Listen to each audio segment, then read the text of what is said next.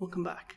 So we made it through the sort of boring part and we did all the introductions and all the boring stuff in theory, but now we're going to start actually getting hands-on and working with some of the features that we're going to use throughout the course.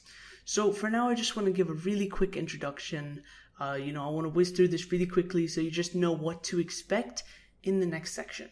So this section is going to be totally focused on the terminal. We're going to learn everything to do with a terminal. We're going to learn what a terminal is, how it works, just everything to do with it. So we're going to learn different commands and, the different parts of the terminal, how it works.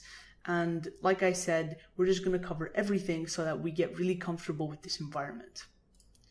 So firstly, we're going to go over a sort of introduction. So we're going to look hands-on on the terminal instead of going through a PowerPoint, because I feel we've done enough PowerPoints already.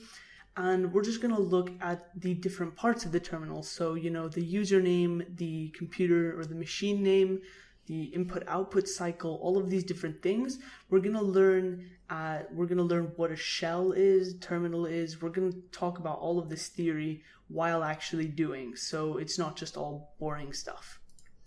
So then after we cover all of the theory, we're going to go to console commands. So this is the fun part where you get to learn all of this interesting stuff. Now, don't worry, we're not going to do anything complex like this. We're not going to learn sudo commands or installs, packages. We're just going to learn some basic navigation. So creating and deleting folders, moving between folders, things like that. Because we don't really need this advanced console shell scripting for the course. We're not going to cover that because, again, this is a Git course. It's not a terminal course or a Linux course. So we're just going to dive straight into Git. So all we need to do is learn some basic navigation commands so that just to get more comfortable with the environment.